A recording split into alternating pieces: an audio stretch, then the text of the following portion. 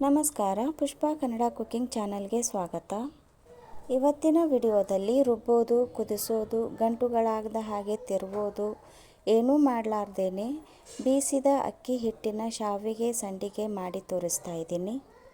ವರ್ಷ ಪೂರ್ತಿ ಸ್ಟೋರ್ ಮಾಡಬಹುದು ಮತ್ತು ಕರಿದ್ರೆ 4 ಪಟ್ಟು ಅರಳುತ್ತೆ. ಫಸ್ಟ್ ಟೈಮ್ ಶಾವಿಗೆ ಸಂಡಿಗೆ ಮಾಡೋರು ಕೂಡ ಪರ್ಫೆಕ್ಟಾಗಿ ಈಸಿಯಾಗಿ ಮಾಡಬಹುದು. ಹೇಗೆ ಮಾಡೋದು ಅಂತ ನೋಡೋಣ ಬನ್ನಿ. ಅದಕ್ಕೂ ಮೊದಲು ನೀವೇನಾದರೂ ನಮ್ಮ ಚಾನಲ್ಗೆ ಹೊಸಬರಾಗಿದ್ದರೆ ಈಗಲೇ ಸಬ್ಸ್ಕ್ರೈಬ್ ಮಾಡ್ಕೊಳ್ಳಿ. ಇದರಿಂದ ನಾನು ಮಾಡೋ ಎಲ್ಲ ವಿಶೇಷ ಅಡುಗೆಗಳನ್ನು ನೀವು ಮಿಸ್ ಮಾಡ್ದೇನೆ ನೋಡಬಹುದು. ನಾನಿಲ್ಲಿ ರೇಷನ್ ಅಕ್ಕಿ ಹಿಟ್ಟು ತಗೊಂಡಿದ್ದೀನಿ. ಅಕ್ಕಿ ತೊಳೆದು ನೆರಳಿನಲ್ಲಿ ಒಣಗಿಸಿ ತಗೊಂಡಿದ್ದು ಅಲ್ಲ. ಸಾಮಾನ್ಯವಾಗಿ ಅಕ್ಕಿ ರೊಟ್ಟಿ ಮಾಡೋಕ್ಕೆ ಬೇಯಿಸಿರ್ತೀವಲ್ಲ, ಹಾಗೆ ಅಕ್ಕಿ ಸ್ವಚ್ಛ ಮಾಡಿ ಬೀಸ್ಕೊಂಡು ಬಂದಿರೋದು. ಈಗ 1 ಶೇರ್ ಆಗುವಷ್ಟು ಅಕ್ಕಿ ಹಿಟ್ಟು ತಗೋತಾ ಇದ್ದೀನಿ. ಸುಮಾರು 600ರಿಂದ 700 ಗ್ರಾಮ್ ಆಗಬಹುದು. ಇದೇ ಹಿಟ್ಟಿಗೆ ಸ್ವಲ್ಪ ಹಪ್ಪಳ ಖಾರ ಮತ್ತು ರುಚಿಗೆ ತಕ್ಕಷ್ಟು ಉಪ್ಪು ಸೇರಿಸ್ತಾ ಇದ್ದೀನಿ. ಹಪ್ಪಳ ಖಾರ ಹಾಕೋದ್ರಿಂದ ಸಂಡಿಗೆ ಕರಿದ ನಂತರ ಹಗುರ ಆಗೋದರ ಜೊತೆಗೆ ಟೇಸ್ಟ್ ಕೂಡ ತುಂಬ ಚೆನ್ನಾಗಿರುತ್ತೆ. ಹಪ್ಪಳ ಖಾರ ಬೇಡ ಅಂದರೂ ಕೂಡ ಸ್ಕಿಪ್ ಮಾಡ್ಕೋಬಹುದು. ಈಗ ಅಕ್ಕಿ ಹಿಟ್ಟನ್ನು ನೀರು ಹಾಕಿ ಕಲಿಸ್ಕೋಬೇಕು. ಯಾವ ರೀತಿ ಕಲಿಸ್ಕೋಬೇಕು ಅಂದರೆ ಇಡ್ಲಿ ಹಿಟ್ಟಿನ ಹದಕ್ಕೆ ಕಲಿಸ್ಕೋಬೇಕು. ಇದನ್ನು ಕಲಿಸೋದಕ್ಕೆ ಸುಮಾರು 1 ಅಳತೆಗೆ 1.5 ಅಳತೆಯಲ್ಲಿ ನೀರು ಬೇಕಾಗುತ್ತೆ. ಆದರೆ ಒಮ್ಮೆಲೇ ನೀರು ಸೇರಿಸೋದಕ್ಕಿಂತ ಸ್ವಲ್ಪ ಸ್ವಲ್ಪ ಸೇರಿಸಿ ಕೂಡಿಸ್ಕೊಳ್ಳಿ.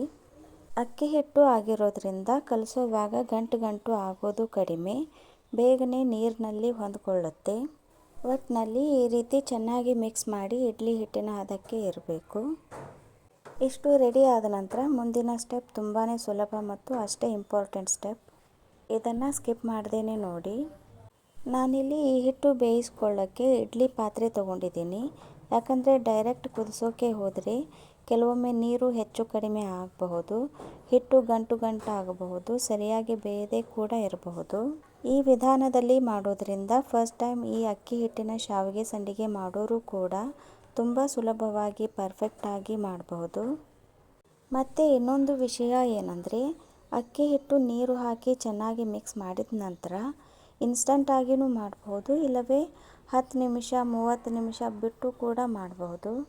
ನೀರು ಚೆನ್ನಾಗಿ ಕುದೀತಾ ಇರುವಾಗ ಇಡ್ಲಿ ಪ್ಲೇಟ್ಗಳನ್ನು ಇಡಿ. ನಂತರ ಮುಚ್ಚಳ ಮುಚ್ಚಿದ ಮೇಲೆ ಮೀಡಿಯಮ್ ಫ್ಲೇಮ್ ಮಾಡಿ. ಮೀಡಿಯಮ್ ಫ್ಲೇಮ್ನಲ್ಲಿನೇ ಕನಿಷ್ಠ 10 ನಿಮಿಷ ಸ್ಟೀಮ್ ಮಾಡ್ಕೋಬೇಕಾಗುತ್ತೆ. ಲೋ ಫ್ಲೇಮ್ನಲ್ಲಿ ಸ್ಟೀಮ್ ಮಾಡ್ಕೊಳ್ಳೋದಾದರೆ ಟೈಮ್ ಜಾಸ್ತಿ ಬೇಕಾಗುತ್ತೆ. ಮೀಡಿಯಮ್ ಫ್ಲೇಮ್ನಲ್ಲಿ ಆದರೆ 8ರಿಂದ 10 ನಿಮಿಷ ಸಾಕಾಗುತ್ತೆ. ಈ ರೀತಿ ಸ್ಟೀಮ್ ಮಾಡ್ಕೊಳ್ಳೋದ್ರಿಂದ ಪರ್ಫೆಕ್ಟಾಗಿ ಒಂದೇ ರೀತಿ ಚೆನ್ನಾಗಿ ಬೆಂದಿರುತ್ತೆ. ಹಾಗೆಯೇ ಇಡ್ಲಿ ಪಾತ್ರೆ ಬಿಟ್ಟು ನಿಮಗೆ ಬೇರೆ ರೀತಿ ಸ್ಟೀಮ್ ಮಾಡೋಕ್ಕೆ ಗೊತ್ತಿದ್ದರೆ ಮಾಡ್ಕೋಬಹುದು. ನಾನು ಬಿಸಿ ಇರುವಾಗಲೇ ಬೆಂದಿರೋ ಹಿಟ್ಟನ್ನು ಬೇರೊಂದು ಪಾತ್ರೆಗೆ ಟ್ರಾನ್ಸ್ಫರ್ ಮಾಡ್ತಾಯಿದ್ದೀನಿ. ನಿಮಗೆ ಅನ್ನಿಸಬಹುದು ಬೆಂದಿರೋ ಹಿಟ್ಟು ಗಟ್ಟಿ ಇರಬಹುದು ಅಂತ, ಆದರೆ ಇಲ್ಲ, ಗಟ್ಟಿ ಆಗೋಕ್ಕೆ ಇದು ಗೋಧಿ ಹಿಟ್ಟು ಅಲ್ಲ.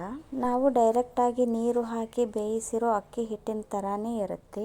ನಾನು ತಗೊಂಡಿರೋ ಅಕ್ಕಿ ಹಿಟ್ಟಿನ ಪ್ರಮಾಣ ಹೆಚ್ಚು ಇರೋದ್ರಿಂದ 2 ಬ್ಯಾಚ್ನಲ್ಲಿ ಹಿಟ್ಟು ಬೇಯಿಸ್ಕೊಳ್ತಾ ಇದ್ದೀನಿ. ಒಂದು ವೇಳೆ ಮನೆಯಲ್ಲಿ 2 ಅಥವಾ 3 ಜನ ಮಾಡೋರು ಇದ್ದರೆ 1 ಬ್ಯಾಚ್ ಹಿಟ್ಟು ಬೇಯೋದ್ರಲ್ಲಿ ಆಲ್ರೆಡಿ ಬೆಂದಿರೋ ಹಿಟ್ಟಿಗೆ ಜೀರಿಗೆ ಸೇರಿಸಿ ಮಿಕ್ಸ್ ಮಾಡಿ ಸಂಡಿಗೆಯನ್ನು ಒತ್ತಿ ಮುಗಿಸಬಹುದು. ಒಬ್ಬರೇ ಇದ್ದರೂ ಕೂಡ ಮಾಡಬಹುದು, ಆದರೆ ಸ್ವಲ್ಪ ಅವಸರ ಆಗುತ್ತೆ. ನಾನೀಗ 2 ಬ್ಯಾಚ್ನ ಅಕ್ಕಿ ಹಿಟ್ಟನ್ನು ಸ್ಟೀಮ್ ಮಾಡ್ಕೊಂಡಿದ್ದೀನಿ. ಈಗ ಫ್ಲೇವರ್ಗೋಸ್ಕರ ಜೀರಿಗೆ ಸೇರಿಸ್ತಾ ಇದ್ದೀನಿ. ನೀವು ಓಂಕಾಳು, ಜೀರಿಗೆ ಯಾವುದನ್ನು ಬೇಕಿದ್ರೂ ಸೇರಿಸ್ಕೋಬಹುದು, ಬೇಡ ಅಂದರೂ ಕೂಡ ಸ್ಕಿಪ್ ಮಾಡ್ಕೋಬಹುದು. ಜೀರಿಗೆ ಹಾಕಿದ ನಂತರ ಈ ರೀತಿ ಸ್ಪೂನ್ನಿಂದ ಚೆನ್ನಾಗಿ ಮಿಕ್ಸ್ ಮಾಡ್ಕೋಬೇಕು. ಡೈರೆಕ್ಟಾಗಿ ಕೈಯಿಂದ ಕೂಡ ಮಾಡ್ಕೋಬಹುದು. ಹಿಟ್ಟು ಬೆಚ್ಚಗೆ ಆಗೋವರೆಗೂ 10ರಿಂದ 15 ನಿಮಿಷ ಬಿಟ್ಟು ನಂತರ ಕೈಗೆ ಸ್ವಲ್ಪ ನೀರು ಹಚ್ಚುತ್ತಾ ಮಿಕ್ಸ್ ಮಾಡ್ಕೊಳ್ಳಿ. ನೀವು ಜೀರಿಗೆ, ಓಂಕಾಳು ಏನೂ ಹಾಕದೇ ಇದ್ದರೆ ಮಿಕ್ಸ್ ಮಾಡೋ ಅವಶ್ಯಕತೆಯೇ ಇಲ್ಲ. ಡೈರೆಕ್ಟಾಗಿ ಯಾವ ರೀತಿ ತೆಗೆದಿದ್ದೀರೋ ಅದೇ ರೀತಿ ಬೆಂದಿರೋ ಹಿಟ್ಟು ಸಂಡಿಗೆ ಮಾಡೋ ಒರಳಿಗೆ ಹಾಕಿ ಸಂಡಿಗೆ ಒತ್ತಬಹುದು. ಯಾವುದೇ ರೀತಿಯ ಸಂಡಿಗೆ ಹಿಟ್ಟು ಮುಟ್ಟುವಾಗ ಕೈಯನ್ನು ಒದ್ದೆ ಮಾಡಿಕೊಂಡು ಮುಟ್ಟೋದ್ರಿಂದ ಕೈಗೆ ಅಂಟಲ್ಲ. ಫ್ರೆಂಡ್ಸ್, ಈಗ ಸಂಡಿಗೆ ಹಿಟ್ಟು ಪರ್ಫೆಕ್ಟಾಗಿ ರೆಡಿ ಆಗಿದೆ. ಇನ್ನೇನಿದ್ರೂ ಸಂಡಿಗೆ ಒತ್ತೋದು ಮಾತ್ರ. ನಿಮಗೆ ಯಾವ ಸೈಜ್ನ ಸಂಡಿಗೆ ಪ್ಲೇಟ್ ಬೇಕೋ ಅದರಲ್ಲಿ ಮಾಡಿ. ನಾನು ಮೀಡಿಯಮ್ ಸೈಜ್ ಹೋಲ್ ಇರುವಂಥ ಪ್ಲೇಟನ್ನು ತೊಗೊಂಡಿದ್ದೀನಿ. ಪೂರ್ತಿ ಸಣ್ಣ ಹೋಲ್ ಇರೋ ಪ್ಲೇಟ್ನಲ್ಲಿ ಮಾಡೋದಾದರೆ ಜೀರಿಗೆ ಕುಟ್ಟಿ ಪುಡಿ ಮಾಡಿ ಸೇರಿಸಿ. ಈಗ ನಾರ್ಮಲ್ಲಾಗಿ ಯಾವ ರೀತಿ ಸಂಡಿಗೆ ಮಾಡ್ತೀವಿ ಅದೇ ರೀತಿ ಮಾಡಿ ಒಣಗಿಸಿ ಚೆನ್ನಾಗಿ ಬಿಸಿಲು ಇತ್ತಂದರೆ 2 ರಿಂದ 3 ದಿನದಲ್ಲಿ ಚೆನ್ನಾಗಿ ಸಂಡಿಗೆ ಒಣಗುತ್ತೆ.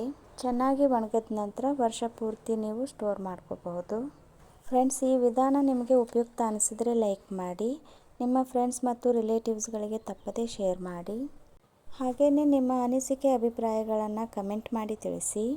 ಮತ್ತು ಇದೇ ಥರದ ವಿಶೇಷ ರೆಸಿಪಿಗಳಿಗಾಗಿ ಚಾನಲನ್ನು ಸಬ್ಸ್ಕ್ರೈಬ್ ಮಾಡ್ಕೊಳ್ಳಿ.